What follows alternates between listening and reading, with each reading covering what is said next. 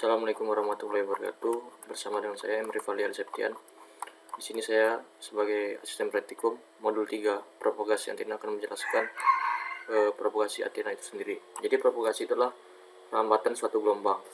Nah, sedangkan antena itu adalah suatu pemancar dan juga penerima atau transceiver maupun receiver. Jadi propagasi antena itu adalah suatu pemancar yang memancarkan gelombang elektromagnetik dengan gelombang yang merambat maupun juga penerima dari gelombang elektromagnetik tersebut melalui gelombang yang merambat tadi. Jadi untuk prinsip kerja antena itu, pertama itu informasi itu akan diubah menjadi sinyal listrik, kemudian sinyal listrik tersebut diubah menjadi gelombang elektromagnetik, ditransmisikan ke receiver, kemudian receiver akan mengubah gelombang elektromagnetik tersebut menjadi sinyal listrik, dan sinyal listrik dikonversikan menjadi informasi. Nah, itu untuk prinsip kerja antena. Selanjutnya kita fokus ke antena microstrip karena modul 3 ini fokusnya ke situ.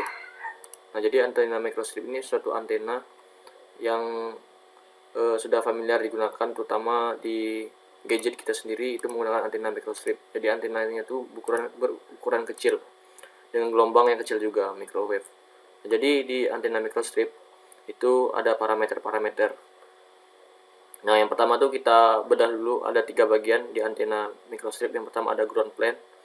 Ground plane ini fungsinya untuk merefleksikan atau memantulkan sinyal-sinyal yang tidak diinginkan pada antena. Kemudian ada substrat. Nah, ini warna hijau ini substrat.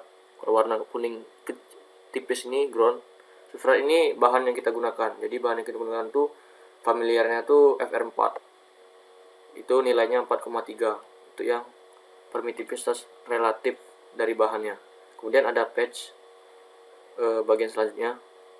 Itu patch ini fungsinya sangat penting untuk baik itu memancarkan maupun juga menerima dari gelombang elektromagnetik tersebut. Kemudian ada saluran pencatu ini. Saluran pencatu ini fungsinya untuk mengantarkan gelombang elektromagnetik ke patch, kemudian patch akan memancarkannya. Di saluran pencatu ini juga dihubungkan dengan port nanti.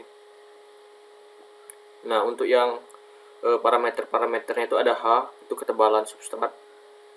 Kemudian ada epsilon R, ini nilai bahan substrat yang kita gunakan atau konstanta dielektrik bahannya.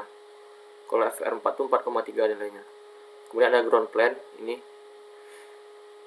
Ground plane ini panjang dan lebarnya sama dengan panjang dan lebar substrat. Kemudian ada patch. Patch ini panjangnya L, lebarnya W. Kemudian ada panjang dan juga lebar saluran pencatu. Ini panjangnya, ini lebarnya saluran pencatu.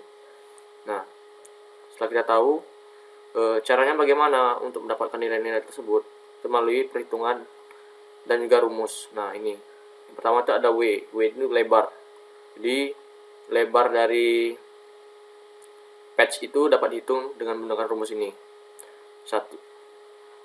Jadi penyandaran dari rumus yang sebelah kiri itu adalah yang sebelah kanan. Jadi kita menggunakan rumus yang sebelah kanan ini. Jadi itu tuh V0. V0 itu kecepatan cahaya 3 kali 10 pangkat 8. Kemudian FR itu frekuensi yang kita inginkan. Nah, ditekankan lagi untuk yang perancangan antena yang kita lakukan itu antena 3,5 GHz. Jadi ini FR-nya diganti dengan 3,5. Epsilon R-nya kita ganti dengan 4,3 karena bahannya adalah FR4. Nah, ini untuk perhitungan yang lebar. Kemudian untuk perhitungan yang selanjutnya itu perhitungan dari epsilon efektifnya. Ini rumusnya. Ketebalannya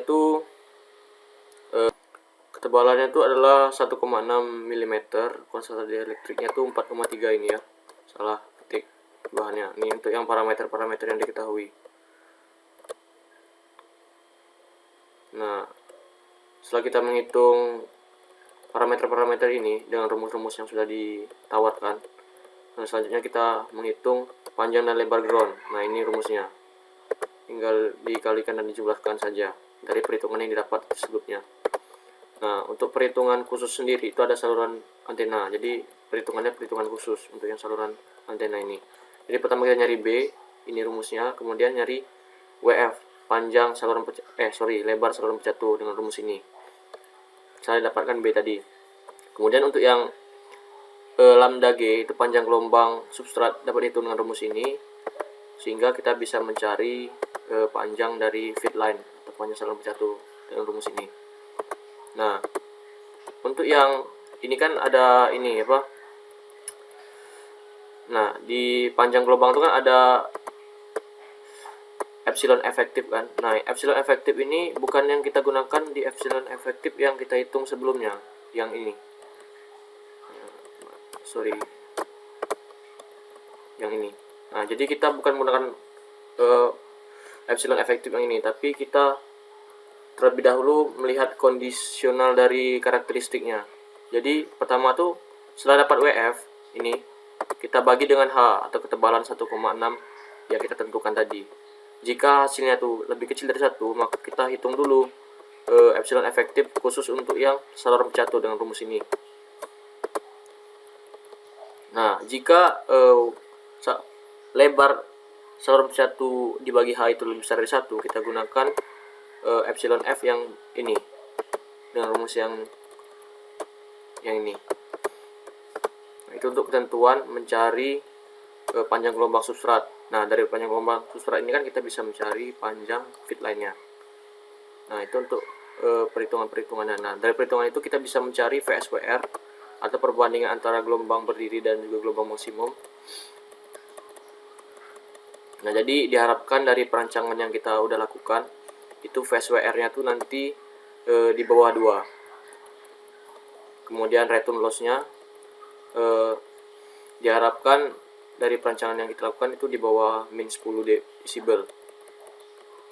Kemudian ada impedansi dan juga pola radiasi yang kita amati pada praktikum kali ini. Untuk bandwidth itu kita tidak amati karena nanti terlalu banyak parameter yang kita praktikumkan. Jadi hanya 4 PSVR, pola radiasi dan juga return loss serta impedansi satu lagi. Nah, untuk impedansi itu nilainya tuh diharapkan 50 ohm.